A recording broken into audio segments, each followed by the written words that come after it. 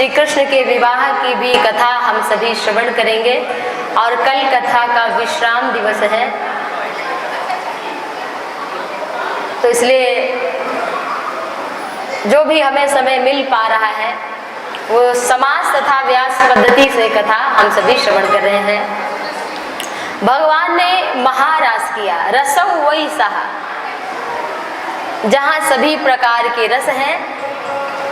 गोपी और कृष्ण, हम सभी जीव गोपी हैं, सभी जीव गोपी हैं। अगर गोपी की तरह हो जाए, जिसका चित्त, जिसका मन, जिसका काम कि भोजन बना रहे हैं तो सास ससुर के लिए नहीं, पति देव के लिए नहीं, खाएंगे तो पति देव भी, खाएंगे तो सास ससुर भी, लेकिन भाव क्या हो कि ये भगवान का भोग बन रहा है, तब आपका भोजन भी भक्ति हो गई। गोपी, आप बालक की सेवा कर रही हैं, ये मान लिया कि श्याम सुंदर की सेवा है, जैसे कन्हैया की सेवा यशोदा मैया करती थी, तो वो बालक की सेवा भी भक्ति बन जाएगी। अपने पति में भी अगर कोई गोविंद की तरह दर्शन करके निस्वार्थ भाव से कोई सेवा करे तो वो साधारण पति की सेवा नहीं, वो परम पति परमात्मा की सेवा हो जाएगी। तो अपने हर काम को भगवान से जोड़ देना है, यही है महारास, और जीव और भगवान का मिलन ही महारास है। नित्य यहाँ तो सभी प्रकार के रस हैं। आगे की कथा में बहुत ही सुंदर प्रश्न किया राजर्षि परीक्षित ने कि भगवान होकर के भी गोपियों के साथ में नाच किया। तो भगवान की कथा सुनाते हुए सुखदेव भगवान कहते हैं कि हमने प्रारंभ में ही कह दिया था कि भगवान पिता रात्रि शरदोत फुल मल्लिका। तो शरद पूर्णिमा की रात्रि में भगवान ने महारास किया। जैसे गंगा जल है, अगर उसके आप गंगा से भर कर ले आए नदी से, गंगा जी से, और फिर कोई सुअर पी ले, जूठा कर दे, तो गंगा कोई नहीं पिएगा। लेकिन अगर संपूर्ण गंगा नदी में कोई सूकर स्नान भी कर ले तो उसका त्याग कोई नहीं करता, उसमें कोई विचार नहीं करता। और फिर एक छोटा सा इस तरह का दृष्टांत दिया, जैसे कि अग्नि सब कुछ जलाती है लेकिन अग्नि कभी अपवित्र नहीं होती है, इसी प्रकार भगवान समर्थ है, जैसे सूर्य समर्थ है, रवि पावक सुरसर की नाई। तो भगवान ने मधुराति मधुर लीला की। बोलिए श्री वृंदावन बिहारी लाल की। आगे भगवान ने सुदर्शन का उद्धार किया, विद्याधर तथा शंखचूड़ का उद्धार किया। अरिष्टासुर नामक एक दैत्य बैल के रूप में कन्हैया कृष्ण को मारने के लिए आता है, भगवान ने उनका भी वध करके उन्हें मोक्ष प्रदान किया। तथा भगवान की कथा में अगर कोई मोड़ आता है, कोई नई कथा आती है, तो वहां संत आते हैं। तो नारद जी एक बार की बात है, कंस के पास गए और कंस से बोले कि देखो, जो इस समय यशोदा का पुत्र है वही आपका पुत्र। किसका? वसुदेव का पुत्र। ऐसा बताया नारद जी ने कंस से कि यशोदा का पुत्र ही वसुदेव का पुत्र आठवां, जो पुत्र बाल रूप में है वो कृष्ण है। अब क्या करूं? कंस डर गया, भेजूं किसे, कैसे, क्या करूं? तो नारद जी ने सलाह दी कि मेला लगवाओ और मेला में कृष्ण बलराम जी को बुलाओ और यही बुला के उन्हें मरवा देना, धोखा करो। जो लोग धोखा करते हैं किसी के साथ वो कौन है? कंस है। कंस कह दिया ये करेंगे वो करेंगे, धोखा कर रहे हैं, छल कपट कर रहे हैं, चोरी बेईमानी कर रहे हैं, वही तो कंस है, वही तो पूतना है जो रूप बदल रहा है, भीतर से कुछ और बाहर से कुछ और, वही तो दैत्य है। अब हम सभी इस कथा से यही शिक्षा लें कि जैसा हमारा रूप दिख रहा है हम वैसा बनने की कोशिश करें। कंस को समझाकर चले गए नारद जी, कहाँ? भगवान के पास। कन्हैया से बोले, हे प्रभु, आप तो बस माखन खाओ, मिश्री खाओ, महारास रचाओ, और आपके माता पिता जो वसुदेव देवकी बंदी गृह में कैद खाने में बंद है, उन्हें कौन छुड़ाएगा? धर्म की स्थापना कौन करेगा? भगवान बोले, मैं तो प्रेम भाव में बह गया था और फिर इधर कंस ने अक्रूर जी को बुलाया और अक्रूर जी को मृत्यु दंड तक कहा कि अगर आप नहीं जाएंगे तो हम आपको मृत्यु दंड देंगे। कंस ने, अक्रूर जी ने सोचा कि मरना ही है तो भगवान के हाथों मरूं। अगर हमें भगवान दंड भी देंगे कि तू मुझे मारने के लिए लेने आया है तो भी अच्छी बात है, और यदि मुझे काका कहकर अपना लेंगे, चाचा कहकर अपना लेंगे, संबंधी बना लेंगे तो बहुत सुंदर है। देखो आज की कथा सुनकर आप सभी जाना तो भगवान से कोई संबंध बना के जाना। बिना संबंध के आपका प्यार, आपका प्रेम प्रगाढ़ नहीं होगा, और जब तक वो संबंध नहीं बनाएंगे तब तक भगवान की भक्ति करते रहने पर भी भगवान नहीं मिलेंगे। ऐसे तो बहुत लोग हैं, लेकिन हमारा कोई ख्याल कर रहा है? नहीं कर रहा है। लेकिन जो हमारा संबंधी होगा, हम बीमार होंगे तो देखने भी आएगा, कुछ सहायता भी कर देगा। अभी तक भगवान को कोई संबंधी नहीं बनाया तो कोई ना कोई संबंध कथा से जोड़ के जाना, और बिना संबंध के प्रेम अधूरा रहता है। तो आज अक्रूर जी कह रहे हैं कि हमें चाचा कहेंगे अगर कृष्ण तो मैं तो धन्य हो जाऊंगा। रथ पर सवार होकर के अक्रूर जी लेने के लिए कन्हैया को जा रहे हैं। मार्ग में यही चिंतन करते जा रहे हैं कि भगवान का रूप कैसा होगा, स्वरूप कैसा होगा। वही भक्ति बन गई। मार्ग ऐसा तो है नहीं कि भाई हर वक्त कोई पूजा घर में बैठा रहेगा तो अपने हर काम को ही भक्ति ना बना ले, हर काम को ही भगवान की पूजा ना मान ले, तो चाहे और शांति होगी। अगर हम अपने हर काम को ईमानदारी से करेंगे तो कहीं भी व्यवधान नहीं होगा, अशांति नहीं होगी। इसलिए हर काम को ईमानदारी से और प्रेम से करें। बोल वृंदावन बिहारी लाल की। और जब अक्रूर जी पहुंचे हैं तो शाम का समय है। भगवान गायों को गौशाला में बांध रहे हैं। गौशाला से जैसे ही बांध करके भगवान निकले, अक्रूर जी रथ से तो भगवान के चरण चिन्ह को देखकर कूद पड़े और अब चरण रज को अपने हृदय से लगाने लगे। धन्य हूं मैं, धन्य हूं भगवान के चरण की रज को। बोल वृंदावन बिहारी लाल की, जय श्री राधा कृष्ण भगवान की।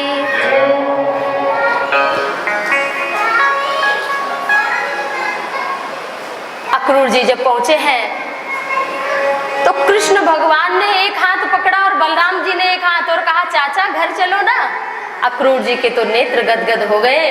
जो मन में सोच रहे थे वह पूर्ण हो गया। और जब ये बात नंद बाबा को पता चला कि अक्रूर जी आए हैं तो बड़ा स्वागत किया। कृष्ण ने अकेले में वो सब बात बता दी कि हमारे माता पिता को बंधन में रखा है, हम छुड़ाने के लिए चलेंगे। अक्रूर जी को कुछ बताना नहीं पड़ा, भगवान ने सब पहले ही बता दिया। और भगवान ने अक्रूर जी के चरण दबाए। आजकल तो मेहमान अगर आए घर में, फोन से कहीं पता चल जाए कि आने वाला है, अरे यही उनको जगह है आने की। लेकिन हमारे सनातन धर्म में अतिथि देवो भव, अपना घर छोड़कर आपका दरवाजा देखने आया है कि हमें एक समय भोजन इस शहर में मिल जाएगा, हमारा रिश्तेदार है। लेकिन जिसके घर से कोई अतिथि आकर निराश होकर लौट जाता है, उसके जीवन के समस्त पुण्यों को ले जाता है, ऐसा भागवत में लिखा है। अगर कोई अतिथि आए, आपके घर से एक जल ना पिए, भोजन ना मिले, प्रेम ना मिले, उसे निराश होकर वो जाए, तो समझ लेना वो समस्त आपके द्वारा किए गए दान के पुण्य को, धर्म के पुण्य को, सत्कर्म के नाम जप के पुण्य को लेकर जा रहा है। इसलिए जब कोई अतिथि आए तो वो निराश होकर ना जाए। अब यहाँ तो कथा सुनने लेके घर में भी तो कुछ निभाना है। कथा सुनने का मतलब है कि कुछ तो उतरे। भगवान ने अक्रूर जी के चरण दबाए, ऐसा लिखा है भागवत में। फिर उन्हें दूध दिया, भोजन के बाद केसर का दूध, मधु डाल के, शहद डाल के दूध पिलाया, चरण दबाए और एक गाय दक्षिणा में दी। एक गाय दक्षिणा में दी जिनके चरण कमल को कमला कभी निकालती नहीं है, सदैव अपने कोमल कोमल हाथों से भगवान के चरण कमल को दबाती हैं। आज वो भगवान अतिथि सेवा में अपने हाथों से अक्रूर के चरण को दबा रहे हैं। ये भगवान की सुंदर लीला है। और जब जाने की बात पता चली, यशोदा मैया के हाथों में कोई पात्र है, कुछ काम कर रही है यशोदा मैया। और जब पता चला कि कन्हैया को लेने के लिए अक्रूर आए हैं, जैसे ही अक्रूर ने कहा कि हम कृष्ण बलराम को लेने आए हैं, मैया यशोदा के हाथों से वो पात्र गिर गया। काम छोड़ करके दौड़ते हुए गई, नंदन नंदन को अपने आंचल में छिपा लिया और बोली, अक्रूर जी आप क्या बात कर रहे हैं? आप कुछ सोच समझ कर बोलिए। आप हमारे लाल को लेने आए हैं। एक दिन भी क्या कंस ने हमारे पुत्र को रहने दिया ठीक से? कहीं कोई राक्षस, कहीं कोई, अरे मैं प्राण दे दूंगी लेकिन अपने लाला को ना जाने दूंगी। कन्हैया आंचल हटा करके, आंचल से ढका है मैया ने, कन्हैया ने आंचल को हटाया और कहा, मैया हमको बस तू कहीं जाने नहीं देती। जब होती है तो कहती कोई राक्षस मारेगा। आज तक हम मेला नहीं देख पाए, इतने बड़े हो गए हैं, 11 वर्ष 55 दिन के हैं कन्हैया। लेकिन कृष्ण बोले, भैया मैं तो कोई बाजार भी नहीं गया, तेरे डर से बस केवल गाय चराने तक गया हूँ, तट यमुना तट बस। माँ बोली, यशोदा माता का प्रेम, अरे बेटा तू बहुत छोटा है, तू जानता नहीं है कि तेरा हित अहित किसमें है। मैं माँ हूँ, मैं जानती हूँ बेटा, तुझे मैं नहीं जाने दूंगी अपने हृदय के कलेजे के टुकड़े को। मैया यशोदा ने बोली, मैं नहीं जाने दूंगी। कन्हैया ने जिद किया, रोने लगे कन्हैया, मचल पड़े कि लीला भी आगे बढ़ानी है हमको। मैया ने कहा ठीक चले जाना, लेकिन तेरे बाबा भी तेरे साथ जाएंगे। कन्हैया बोले, हाँ बाबा जाएंगे तो कोई बात नहीं, ठीक है बाबा जाएंगे। बात पक्की हो गई। लेकिन आज वृंदावन की वो रात है जहां भगवान आखिरी रात्रि विश्राम कर रहे हैं। कृष्ण भी रो रहे हैं। जहां अधिक प्रेम होता है उसके वियोग में तो दुख सहना ही पड़ता है। और जब भगवान रो रहे हैं, कन्हैया रो रहे हैं मन ही मन, लेकिन अपने आंसू पोंछे, रात में सोने का नाटक कर रहे हैं कि मैं सो रहा हूं, यशोदा कर हृदय से लगे हैं प्रभु, झूठे ही सोए हैं, छाती से चिपके हैं मैया यशोदा के। और मैया यशोदा छुड़ा कर चली गई और आंगन में मड़ियों का खंभा है, बस अपना सिर लगा करके रो रही कि कल से मैं किसके लिए भोजन बनाऊंगी, कल से इस आंगन में कौन मुझे मैया कह के पुकारेगा, कल से मैं किसको डांट लगाऊंगी, मेरा जीने का सहारा कौन होगा कल। मैया यशोदा रुदन कर रही है, रो रही है।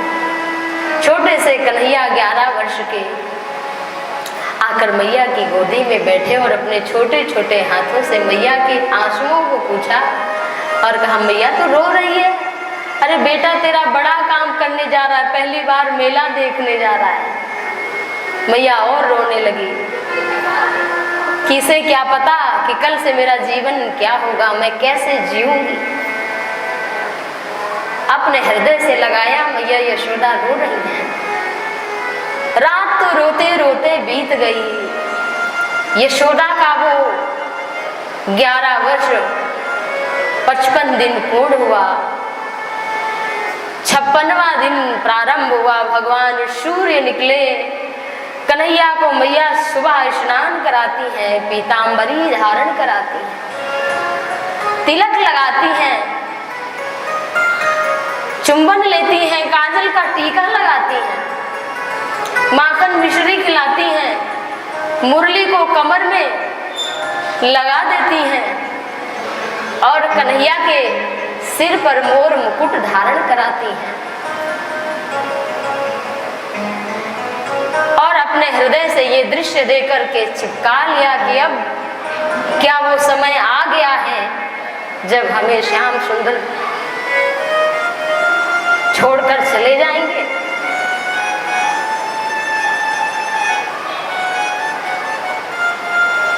रथ बाहर खड़ा हुआ है। अक्रूर जी प्रतीक्षा कर रहे हैं सारी गोपियों को। जैसे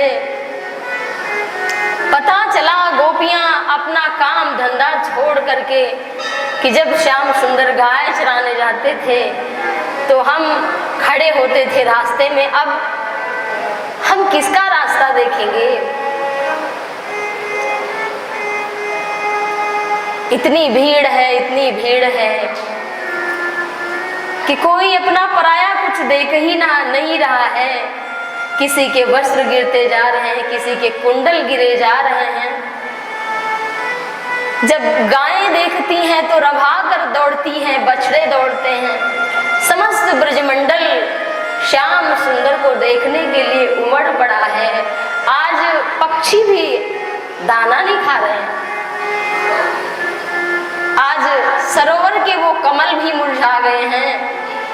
वो लताएं भी जो श्याम सुंदर को देखकर प्रफुल्लित हो जाती थी, आज वो भी मुरझा गई हैं।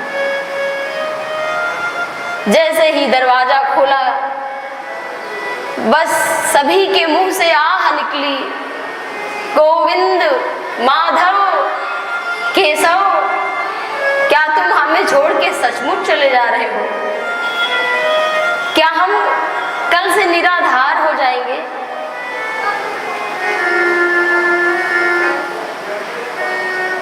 भगवान श्री कृष्ण सबको समझाते हैं, लेकिन कौन समझता है। ज्ञान कहने की बात अलग है, लेकिन जब प्रेम मिलता है तो प्रेम में ज्ञान डूब जाता है, समाप्त हो जाता है, उसका अस्तित्व मिट जाता है। क्योंकि प्रेम के बिना ज्ञान की भी शोभा नहीं है।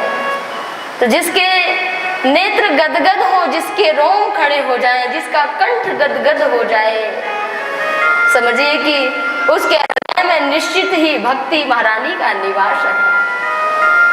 आज जब रथ सजा है, भगवान श्याम सुंदर बैठे हैं, ग्वाल वालों ने देखा, बिना तैयार हुए वो तो गाय चराने जा रहे थे। सवेरे सवेरे बेचारे सब बैलगाड़ी में बैठ गए। वो कन्हैया हम भी चलेंगे, कन्हैया हम भी चलेंगे, कन्हैया अब तू कैसे अकेले वहां कैसे रहेगा रे, हम सब तेरे साथ चलेंगे। सारे ग्वाल बाल छोटे छोटे कन्हैया के साथ बिना तैयार हुए ऐसे ही बैठ गए। कृष्ण से पहले ही बैठ गए बैलगाड़ी में। आजा जल्दी चल, मेला देखने चलते हैं। गोपियां रो रही हैं। भगवान ने कहा कि देखो, मैं वचन देता हूँ, वृंदावनम परित्यज्य पाद में कम न गच्छति। मैं कभी वृंदावन छोड़ करके जाऊंगा नहीं। आज से अंतरंग संयोग हो रहा है और बहिरंग वियोग हो रहा है। तो हे प्रेयसियों, मैं तुम्हारा ऋणी हूँ। मैं अगर चाहूँ तुम्हारे ऋण से उऋण होना, तो मैं अगर परब्रह्म परमात्मा होकर अनंत जन्म भी लूं, तो मैं तुम्हारे प्रेम के ऋण से कभी उऋण नहीं हो सकता। श्री राधा रानी आई। भगवान ने कहा, हे राधा, तुम तो हमारी आह्लादिनी शक्ति हो और तुम्हारे बिना तो मैं भी अधूरा हूँ। राधा बिना श्याम आधार, कृष्ण का कोई अस्तित्व नहीं होगा। हे राधिके, हमारा तुम्हारा रूप ऐसा है कि तुम्हारे बिना मैं अधूरा हूँ। भगवान श्री कृष्ण जब रथ पर विराजमान होकर के जा रहे हैं, सारे ब्रज गोपी ग्वाल बाल सभी दौड़ रहे हैं। मैया यशोदा भी दौड़ रही हैं। कन्हैया ने देखा हमारी बूढ़ी माँ दौड़ रही है हमारे पीछे पीछे रथ के। कन्हैया कूद पड़े और अपने मैया के हृदय से लगकर बोले, मैया मैं जल्दी आऊंगा ना। माता यशोदा को पता चला है कि ये हमारे पुत्र नहीं है, ये देवकी के पुत्र हैं। तो कहा, लाल, मैं तुम्हें अपना बेटा मानती रही, लेकिन तुम देवकी के वसुदेव के पुत्र हो सके तो इस ग्वालिन को क्षमा करना। मैंने तुम्हें जरा सा माखन लुटाने, माखन खिलाने के लिए मैंने तुम्हें उखल में बांधा, मुझे क्षमा करना। भगवान बोले कि मैया, तूने तो मुझे अपने प्रेम बंधन में ऐसा बांधा है कि देवकी नंदन नहीं, मुझे सब कहेंगे यशोदा नंदन। इसलिए सभी संबंधों से बढ़कर है प्रेम का संबंध। जहां अपनापन है, जहां प्रेम है, जन्म देने वाले से भी बड़ा पालने वाला। इसीलिए यशोदा माँ की महिमा देवकी से अनंत गुना बढ़ करके। कृष्ण चले जा रहे हैं, बोले माँ मैं तुम्हें कभी नहीं भूलूंगा, सब कहेंगे यशोदा नंदन, नंद नंदन। वसुदेव नंदन कहाँ कोई कहता है, जब कोई कहता है तो नंद नंदन यशोदा नंदन। भगवान इधर से चले जा रहे हैं और गोपियां कृष्ण की पुकार कर रही हैं। आगे भगवान बढ़े और यमुना में अपना विराट रूप अक्रूर जी को दिखाया कि मैं परब्रह्म परमात्मा हूँ। अक्रूर जी डरे हैं कि ये भगवान है कि नहीं है, अभी तो कोई पक्का है नहीं। तो भगवान ने अपना रूप दिखा दिया कि हमें कंस मार नहीं पाएगा। इसलिए अक्रूर जी स्नान करने यमुना में गए तो भगवान रथ पर बैठे हैं, रथ पर भी वही दिख रहे हैं और यमुना के अंदर भी वही दिख रहे हैं। तो अक्रूर को विश्वास हो गया कि ये भगवान है। उसके बाद भगवान जा रहे हैं तो आगे एक धोबी मिला। ये धोबी वही था जिसने सीता जी की निंदा की थी, गर्ग संहिता की कथा में लिखा है। तो सीता जी की निंदा की थी, भगवान श्री राम ने मर्यादा का पालन करते हुए, राजधर्म निभाते हुए, राजधर्म भगवान मर्यादा पुरुषोत्तम ने निभाते हुए उस धोबी का यहाँ पर उसका बदला जो जैसा करता है उसको मिलता है। इसलिए उस धोबी, वही धोबी यहाँ आया है जिसने सीता की निंदा की थी, तो भगवान ने उसका कल्याण किया। आगे एक दर्जी मिला और इस दर्जी का भी पूर्व जन्म में जब राम रूप जनकपुरी में गए थे तो इसकी इच्छा थी कि राम दुल्हा देश में जब बने तो हम कपड़ा पहनाएं सिल करके, तब नहीं पहना पाया। तो इस जन्म में वही दर्जी बना है। तो बड़े कपड़े धोबी के यहाँ से भगवान के साथ ग्वाल बाल सब पहन कर आए हैं, सब छोटे करके उसको फिटिंग कर देता है, अच्छा बना देता है। तो उस दर्जी पर भगवान ने कृपा की। सुदामा नाम का माली कुबेर के वन चैत्र रथ से कमल के फूल लाता था और भगवान भोलेनाथ की पूजा प्रतिदिन करता था। हजारों हजार कमल के फूल चढ़ाकर भोलेनाथ प्रकट हुए तो वर मांगा कि हम श्री कृष्ण को अपने हाथों से माला पहनाएं। तो आज वही सुदामा नाम का माली श्री कृष्ण को माला पहनाता है। और आगे मिली कुब्जा, ये गर्ग संहिता की सारी कथाएं हैं। पूर्व जन्म में कुब्जा ही शूर्पनखा थी। शूर्पनखा ने कहा था कि मोह सम तुम सम पुरुष न मोह सम नारी, यह संजोग विधि रचा विचारी। तो भगवान ने लक्ष्मण अति सो नाक कान बिनुकीन, ताके कर रावण कहा मन चुनौती दीन। मानो भगवान राम ने लक्ष्मण के हाथ से शूर्पनखा के नाक कान कटवा कर रावण को चुनौती दी थी। तब शूर्पनखा चाह करके भी राम के रूप को देखकर मोहित तो हुई, लेकिन विवाह ना कर पाई। इसलिए आज उसकी इच्छा, प्रेम जो उसका था कि प्रेम रूप में भगवान मिले, तो भगवान ने कुब्जा पर कृपा की और कुब्जा से चंदन लगवाया तथा सभी प्रकार की उसकी इच्छाएं भागवत में लिखा है भगवान ने पूर्ण की। उसके बाद कुबलया पीड़ नामक हाथी का उद्धार किया। सल तोसल मुष्टिक तथा चाणूर आदि दैत्यों का संहार हुआ।